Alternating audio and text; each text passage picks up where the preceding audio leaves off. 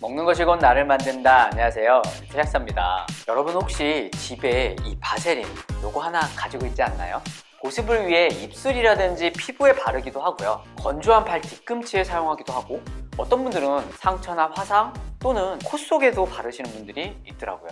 그런데 이 바세린이 발암물질이다, 이런 논란 들어보신 적 있으신가요? 오늘은 이 논란에 대해서 좀 정확히 짚어보고 바세린의 올바른 사용법, 주의사항에 대해서도 알려드리도록 하겠습니다. 구독, 좋아요. 사실 바세린은요, 성분명이 아니라 특정 회사의 제품명입니다. 1800년대에 이 미국의 석유 사업이 태동하던 시절, 노동자들은 이 장비에 들러붙어 있는 석유 찌꺼기인 노드 왁스를 모아서 상처라든지 화상을 입었을 때 이것저것 발랐다고 합니다.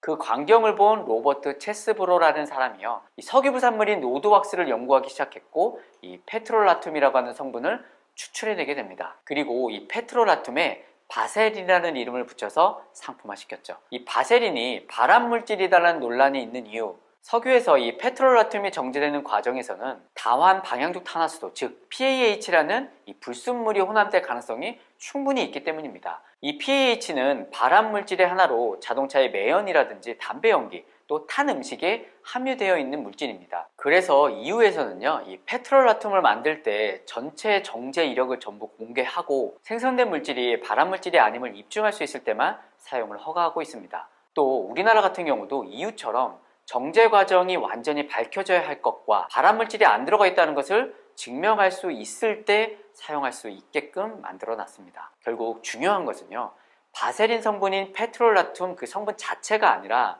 이 페트롤라툼을 어떻게 정제하고 어떻게 불순물이 없느냐가 중요한 이슈인 것 같습니다. 이 오리지널 페트롤라툼의 제품인 이 바세린의 홈페이지를 보면요, 바세린이 석유에서 추출하는 건 맞지만 3중 정제 과정을 거쳐 안전성을 보장한다라고 이야기하고 있고요. 또 정제 과정 중에요, 불순물을 완전히 제거한 100% 페트롤라툼이기 때문에 자극적이지 않고 안전하다라고 합니다. 사실 이 페트롤라툼은요, 분자량이 커서 피부로 흡수돼서 이 문제가 될 확률은 거의 적습니다. 다만 문제는 이 페트롤라툼이 몸속에 들어갔을 때 좋지 않을 가능성이 있다는 겁니다. 그래서 올바른 방법으로 사용해야만 만에 하나의 위험을 최소화시킬 수 있습니다.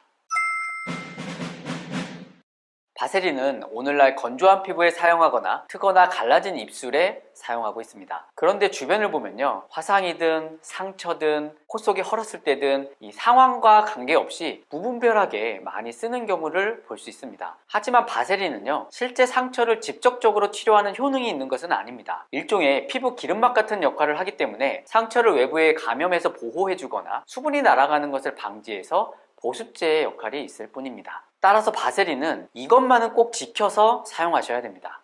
첫 번째, 상처가 있는 부위 등의 사용을 자제하십시오. 바세린 설명에도 나와 있는 부분입니다. 옛날처럼 감염의 위험을 막고자 이 바세린을 쓸 필요가 없다라는 겁니다. 소독의 역할이나 항생제의 역할이 전혀 없기 때문에 오히려 이 감염된 상처인 경우는요, 잘못 바르면 더 심해질 수 있습니다. 당연히 여드름 같은 것도 사용하시면 안 되겠죠.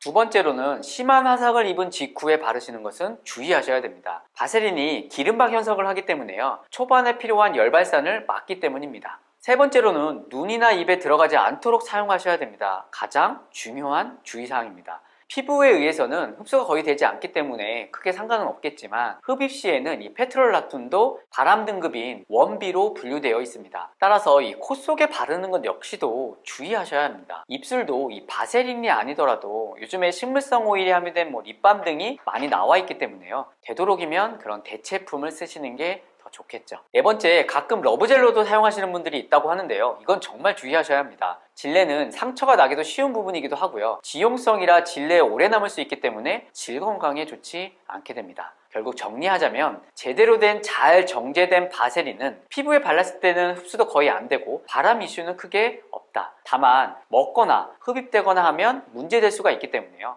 눈 주변, 입술 등 사용 시에는 몸에 들어가지 않게 주의하자. 또한 바세린은 소독, 살균 작용은 없기 때문에 감염의 위험이 큰 상처나 초반의 화상에는 사용하지 않는 게 좋겠다. 마지막으로 이 러브젤의 용도로나요, 콧속 점막 등에는 사용을 자제하는 게 좋겠다. 많은 댓글 꼭 부탁드리고 오늘도 도움이 되셨기를 바라며 저는 이만 물러나겠습니다. 못 고치는 병은 없습니다. 못 고치는 습관만 있을 뿐입니다. 구독, 좋아요, 댓글, 알림까지 잊지 마십시오.